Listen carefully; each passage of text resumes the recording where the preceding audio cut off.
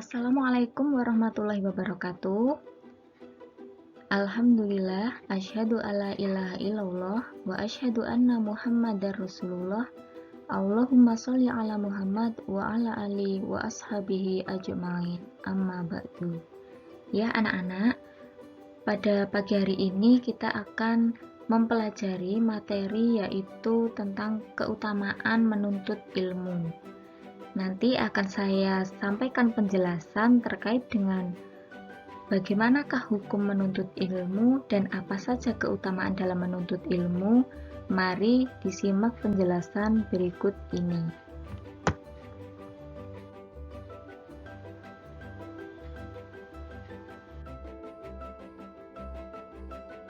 Sebelumnya, mari kita buka pembelajaran kita dengan membaca doa terlebih dahulu.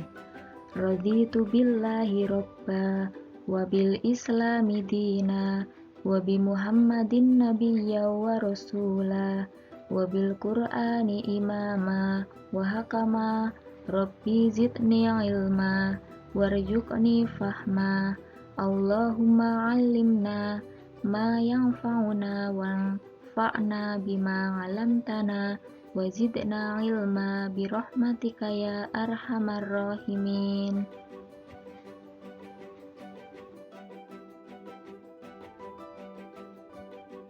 Memahami makna menuntut ilmu dan keutamaannya. Ya anak-anak, sebelumnya mencari ilmu atau belajar adalah kewajiban dari setiap orang Islam.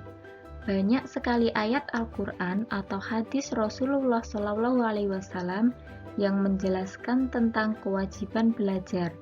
Baik kewajiban tersebut ditujukan kepada laki-laki maupun perempuan. Bahkan, wahyu pertama dalam surat Al-Quran atau yang diterima pertama kali oleh Nabi SAW adalah perintah untuk membaca atau belajar. Ya, terbukti dari ayat pertama yang diturunkan Allah adalah Iqra, yaitu bacalah, yang berada dalam Quran Surat Al-Alaq ayat pertama. Ya anak-anak, mencari ilmu juga tidak dibatasi oleh jarak dan waktu. Mengenal jarak, ada ungkapan yang menyatakan bahwa tuntutlah ilmu walau hingga negeri Cina. Namun, tentu saja itu tidaklah membatasi bahwa kita dalam menuntut ilmu ada batasan jarak yang ditempuh. Demikian pula dalam hal waktu. Islam mengajarkan bahwa mencari ilmu itu dimulai sejak buayan hingga liang lahat. Nah anak-anak, siapakah yang memiliki kewajiban menuntut ilmu? Menuntut ilmu atau belajar adalah kewajiban setiap orang Islam, baik muslim laki-laki maupun muslim perempuan. Ya, selanjutnya ayat-ayat Al-Quran tentang ilmu pengetahuan. Di sini yang saya lampirkan adalah Quran Surat At-Taubah ayat 122. Kita simak bersama ya anak-anak, sekaligus dengan artinya. A'udzubillahi minasyaitonirrajim. Wa ma kanal mu'minuna liyanfiru kaffah. Dan tidak sepatutnya orang-orang mukmin itu semuanya pergi ke medan perang. Falaula nafaru min kulli firqatin minhum. Mengapa sebagian dari setiap golongan di antara mereka ta'ifatul liyatafaqahu fid-dini tidak pergi untuk memperdalam pengetahuan agama mereka, waliyunziru qaumahum idza raja'u ilaihim la'allahum yahdharun, dan untuk memberi peringatan kepada kaumnya apabila mereka telah kembali agar mereka dapat menjaga dirinya.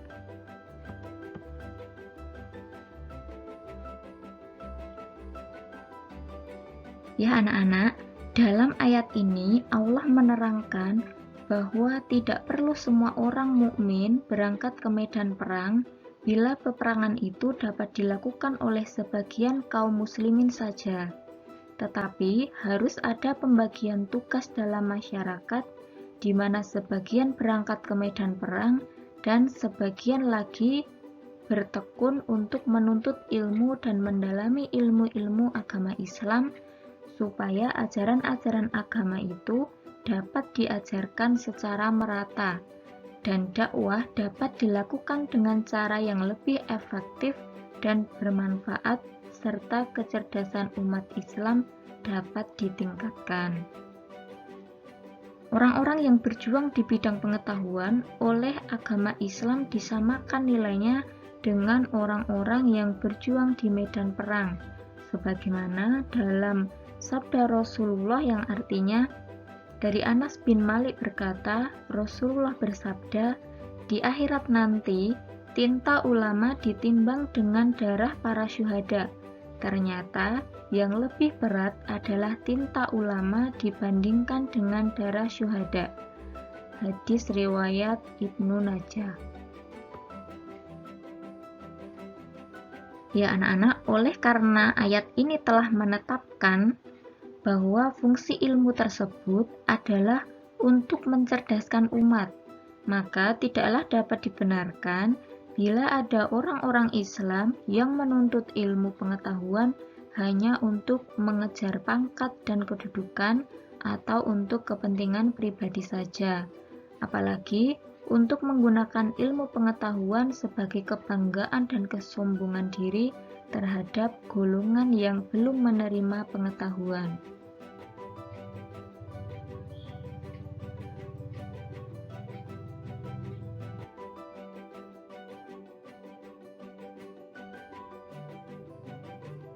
Selanjutnya, hukum menuntut ilmu. Hukum menuntut ilmu ada dua, yaitu fardu kifayah dan fardu ain. Kita pelajari bersama bahwa ilmu yang memiliki hukum fardu kifayah adalah berlaku untuk ilmu-ilmu yang harus ada di kalangan umat Islam, sebagaimana juga dimiliki dan dikuasai oleh golongan kafir, seperti ilmu kedokteran, ilmu perindustrian, ilmu falak, ilmu eksakta, serta ilmu-ilmu lainnya. Apabila ilmu tersebut sudah dipelajari minimal satu orang dalam suatu wilayah, maka kewajiban bagi orang lain telah gugur untuk mempelajari ilmu-ilmu tersebut.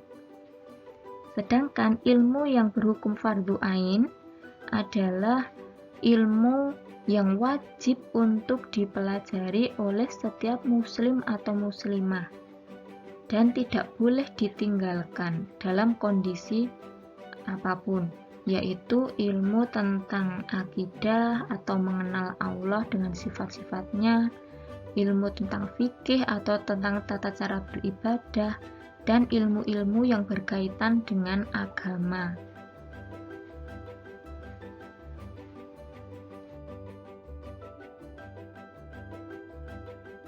Selanjutnya, keutamaan orang-orang yang menuntut ilmu.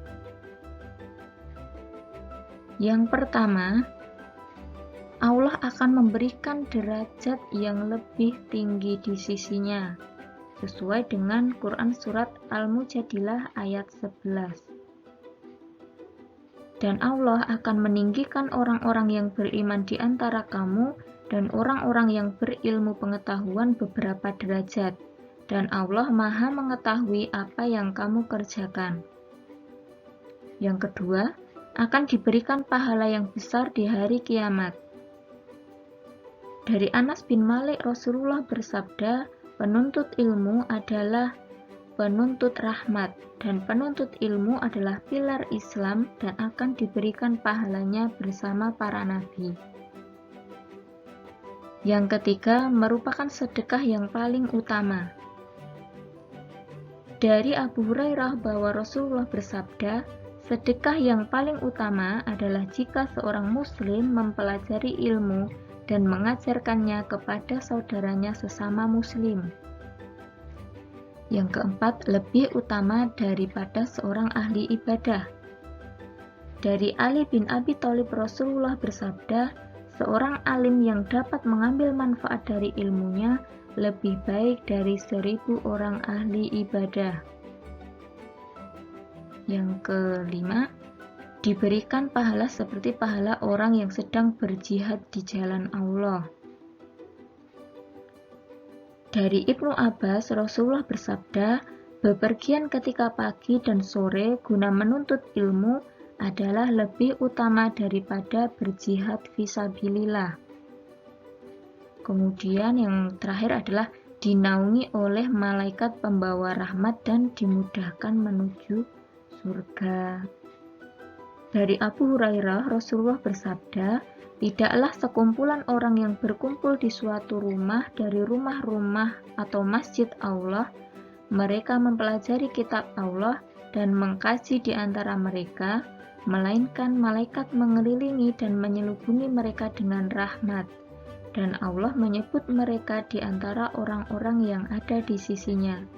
Dan tidaklah seorang meniti suatu jalan untuk menuntut ilmu, melainkan Allah memudahkan jalan baginya menuju surga. Nah, itu tadi anak-anak keutamaan dari seorang penuntut ilmu.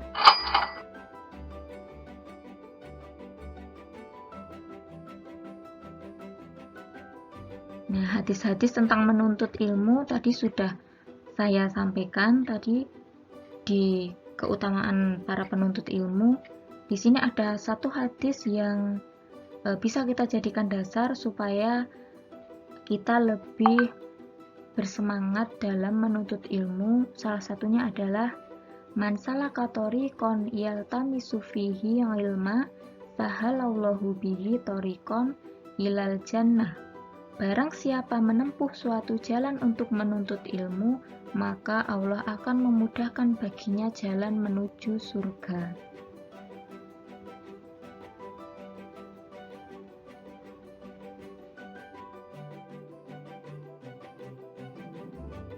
Ya anak-anak, kunci sukses menuntut ilmu ini ada bagaimana kita berperilaku hormat dan patuh kepada orang tua, dan juga bagaimana kita berperilaku hormat dan patuh kepada guru. Karena bagaimanapun juga kita bisa mendapatkan ilmu jika di rumah bisa berasal dari orang tua maupun di sekolah bisa berasal dari guru. Seperti sebuah pepatah dari Muhammad Nur Faizi, ilmu pengetahuan tanpa agama akan lumpuh, sedangkan agama tanpa ilmu pengetahuan akan buta. Demikianlah anak-anak yang bisa saya sampaikan terkait dengan materi keutamaan menuntut ilmu. Semoga bermanfaat, dan mari kita akhiri dengan membaca doa kafaratul majelis. Subhanakallahumma wa bihamdik, asyhadu alla ilaha illa anta, astaghfiruka wa atubu ilaik. Wassalamualaikum warahmatullahi wabarakatuh.